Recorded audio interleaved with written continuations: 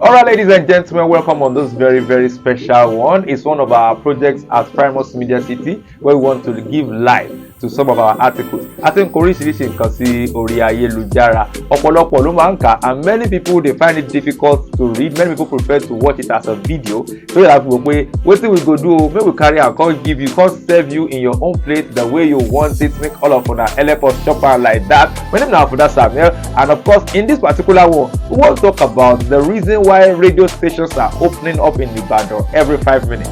Every 5 minutes, that's one of our guys talk. But then it's not really 5 minutes. It sounds like an exaggeration, but not really an exaggeration, because the bá ní kẹ́ ẹ wò pé kí ló dé gan-an, kí ló fà á, ṣé bẹ́ẹ̀ ló cheap, bẹ́ẹ̀ ló easy, na so easy, bẹ́ẹ̀ ló easy tó ní káwọn èèyàn kàn máa ṣe bẹ̀rẹ̀ radio station every time. Station kan ti bẹ̀rẹ̀. As of today, we have compiled 42 active radio licenses. Some are not active yet, 1 or 2 are not active yet, but 42 radio stations that have their own frequencies allotted to them already in the city of Ibadan alone. Don't forget that Ibadan is just one city. Look kan péré ní Ibadan, so wo ìpínlẹ̀ Ọ̀yọ́, just one city. Then we get 42 radio stations. Yes, we have Lagos. Lagos is a state, don't forget that. But then people are wondering, is it that cheap to establish a radio station, or is it that lucrative? Sometimes it may not be cheap, but it might be 10,000 naira ṣiṣẹ́, so about 100,000 naira ńbẹ̀, mo lè lọ gba gbèsè 10,000 naira now, you understand? So if it is not that cheap, then that means it must be that lucrative. So is that the truth? Is that the real deal? Is radio business really like that? That is exactly what we want to explain for this particular video. No vex say I dey carry English pidgin and Yoruba put together kó lè bá ṣe kí ni omi ẹ̀kọ́ ara ẹ̀kọ́ náà ni kó lè bá dùn náà ni kó lè bá ṣe kí ni kó lè bá understand wa ni. So let me quickly take you through 7 reasons. 7 reasons ìdí méjèèjì tí mo fẹ́ ṣàlàyé ẹ̀. It's not because pé ọ̀nà ìdí yẹn nìkan. They are not exhaustive by any means. We have several reasons why people may want to own a radio station. However, these 7 reasons are sure and we are well aware of them. And we can give you samples, but we will not give you examples. Because at the end of the day, ẹ̀yin náà lẹ́tọ̀ọ́ ni wọ́n ti dé o, wọ́n ti mólè. Àwa ìmólè, wọ́n ní ọba tí ó bá ṣèlú kì í mólè, kì í mọ́só, kì í má jẹ. Ẹ̀yin ò sọ bá dé dàpọ̀, ẹ jẹ́ àwọn ọba báyìí lọ. So, let me quickly take you through the 7 reasons. Number 1 reason is for research and educational purposes. Yes. That is one of the things. Don't forget that radio media generally is for information, education, and entertainment. So for education part of it, we have so many radio stations spread across Nigeria and even around the world that are mainly for education and research purposes. We have almost all our institutions in Nigeria now. They have their own radio stations. We have institutes that have their own radio stations. As I'm saying this now, so many things are coming to your mind. And these people, most times, they own a community license, community radio license, which means they are broadcasting to a particular community, maybe the campus or the people that are interested in a particular topic. Their own reach is not as far or as wide as the commercial radio. And by the virtue of the law that established these stations, they are not permitted to make money. They are not for profit making. So bóyá wọn náà ó láìkì àwọn àgbẹ̀ pé jẹ́ ń dá rédíò kan lẹ̀ fáwọn àgbẹ̀, ó láìkì àwọn alájá jẹ́ ń dá rédíò kan lẹ̀ fáwọn alájá, àmọ́ àní fi pawó. Tí o bá ti sí yẹn kò sí wàhálà. That is for radios that are for research and educational purposes. Like I said, there are examples, they are bound around us. Social responsibility. Social responsibility, yes. I feel like ọmọ ìlú kan báyìí ni ìlú mi dẹ̀ lélẹ́yìn, mo mọ̀ pé media, I know that radio has the power to develop this community. Àwọn aráàlú yìí káná ń gbọ́ rédíò ni ojú wọn ó tún ti là jù báyìí lọ. Mo fẹ́ mú ìdàgbàsókè bá àwọn èèyàn mi. I wan carry development go give my people for my community. I feel this is one of the things wey I fit do. Before now, people dey establish higher institutions for their community, and that one has worked in time past. And now people are saying that media is also very powerful. Jẹ́ kí n lọ dá rédíò station lẹ̀ fáwọn èèyàn mi kójú wọn ó là káwọn èèyàn mi mọ̀ pé ayé kù síbì kan. So that is another reason rather why people establish radio stations. And most of these radio stations, you see them in rural areas like villages.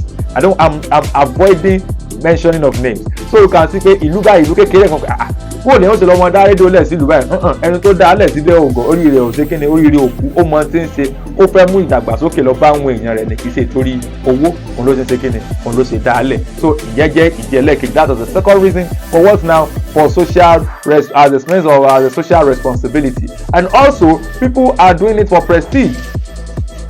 Kí lọ́nà kan wọ́n ní àfùdánù o òun ló ní kinní kan fm òun ló ní kinní kan fm pé kémi náà ìgara tọ́kì jẹ́ kémi náà fi bùgà ọ̀hún lọ̀pọ̀lọpọ̀ fi ń dá rédíò station lẹ̀ lẹ́yìn tẹ́yìn bá dá rédíò station lẹ̀ báyẹn kò sí tó burú bẹ̀ kò sí tó burú bẹ̀ bóyá ibi ó pa àwọn staff wọn àbí ibi ò ní pa àwọn staff wọn ó depend lórí irú èèyàn tí mo bá jẹ́ tí mo bá wò pé àti bá dá kinní ilẹ̀ ó máa buyì fún mi o tí mo bá dẹ̀ fún ẹ̀ wò pé kò sí tó burú bẹ̀ there is nothing bad there if people are feeding off me if some people I'm employing people I'm an employer of labour is my contribution to the society. However, I'm not doing it because I want to contribute to the society. I'm doing it because of the prestige that comes with it. Don't forget, let me quickly rewind. The first one, which is for education and research purposes, those people, they get good pay most times, and their pay is very, very constant. Simply because now government, they pay their, now one body, they pay their salary.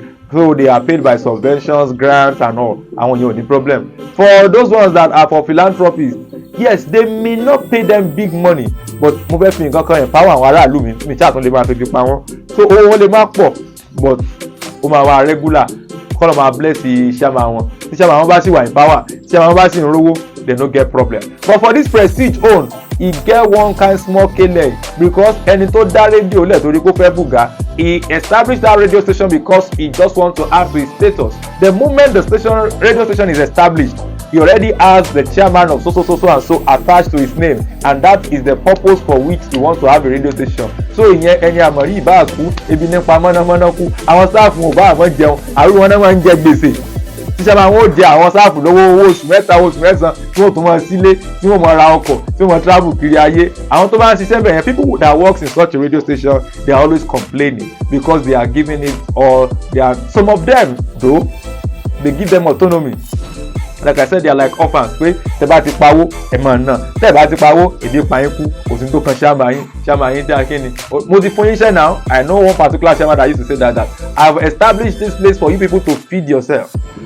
Like I said, his own purpose is just the prestige, and he has achieved that already. Number 4, religion propagation. Yes, I'm tempted to say Christian religion, but I won't say that because Islamic people too, they use the media. But that is not where I'm going today. What I'm trying to say is that most of the many radio stations, they are for religion propagation. Some actually, not very many in Nigeria now. So a Christian body, a church, may decide to say, okay, there's this great commission. Go ye therefore and be the disciple of all men, baptizing them in the name of.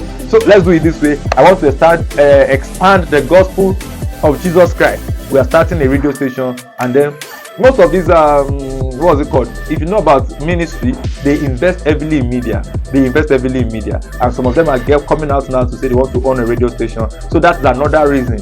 It may not be for money, but because I want to propagate the gospel. It may be for Christianity religion, it may be for Islamic religion, and then you start your own radio station. People that are working in such a place, mọ́ṣúmọ́tọ̀ ni pé ṣọ́ọ̀ṣì wa lórí ṣọ́ọ̀ṣì tó ní rédíò eléyìí o kò fà ìwà kéèyàn wọ ṣòkòtò kò fà ìwà kéèyàn sọ̀rọ̀ báyìí irú orin báyìí lẹ́pìlẹ̀ ló yẹtí ló kíní lè gbá ọrùn, you don't use necklace, you don't do this, you don't smoke, you don't drink, all those kind of a thing. As long as you can comply and money dey enter for the ministry.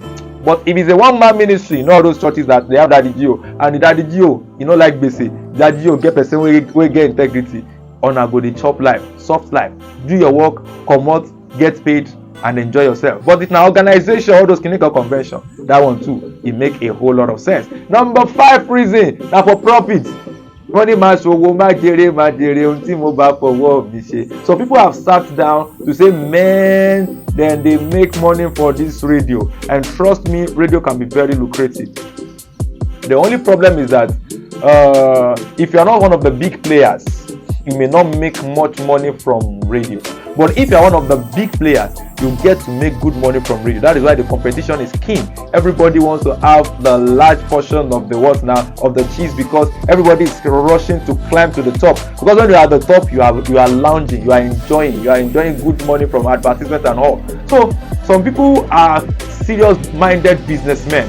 They've studied the industry, they've studied the profession, and they've realized that they can actually make a fortune if it is well done. So those are the kind of people that they put in their resources, put in their money, and they believe that if you make your staff happy, if your workforce is happy, they can give you their very best. Àwọn yẹn ló máa ń sanwó dáadáa. Tó yẹ pé wọ́n máa bí pé kí la tún lè ṣe tá a tún máa bá gbà mú, àwọn yẹn máa náwó lórí data, ẹ jẹ́ ká máa stream, ẹ jẹ́ ká máa ṣe báyìí, ká máa ṣe báyìí, ká máa ṣe léyìí, let's go and have outside program, because they believe it is a business. And as good businessmen that they are, they believe when you invest into your business, you will get results for it. And that is why we have some stations like that. Like I said, their staff pàkíà làwọn wà ní tiwọn. Ẹlẹ́ẹ̀kẹfàárù rẹ̀ àti ń lọ síbi tó lágbára, propaganda.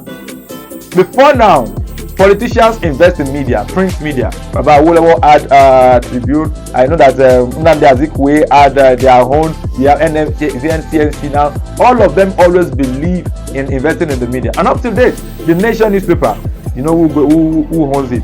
We have the Sun newspaper. Most of these newspapers are owned by politicians. But now, thank God for the decree that was made by the government of Babangida that allows private individuals to own stations. The first individual radio station, private radio station in Nigeria, which is Ray Power, is actually owned by a politician. No Ray Power now. Chief Raymond Dokwesi of AIT.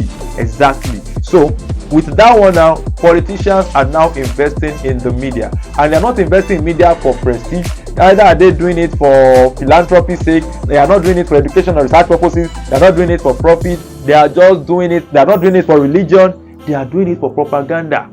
Pé àwọn ẹgbẹ́ kíní burúkú ẹ má dá wọn lóhùn, ẹni bí ní wọ́n fẹ́ gbèrú yín látẹ̀yìn ní o, ká fi bàtà ara ẹni jẹ́, bá tọ̀tà wa jẹ́, bá ti opponent wa jẹ́, ká parọ́ páwọn èèyàn, ká wo wọ́n sùnsùn, ká san wọ́n formula, you know those kind of a thing. That is what politicians do with their own radio stations, propaganda. The last but not that, if you are working with a politician, if you are still a viable tool in his hand, tọ́gà yìí sì wà in power tó sì ń rówó, ẹ máa jayé, ẹ máa gbádùn tẹ̀lé léṣe tẹ́ ní kó ṣe tó wà ní pé má kà sórí báyìí tí wọn náà kà tó fọwọ́ síbi tọ́wọ́ ń gbé, you no go get problem. But the last but not the least is money laundering. Àwọn èèyàn ní bẹ́ẹ̀ ni àbí tábà parọ́ tàn án ló kù.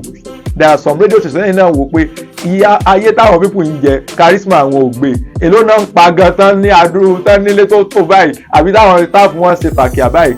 Yes, many people are opening radio stations for money laundering because misali ní radio station kẹ́ máa bí kí wọ́n kí n bí adébólébọ̀ pé bolo ti gbóyún wá. There are certain kind of money you will see in my account, and all I need to tell you is that I own a radio station, and then you should back up.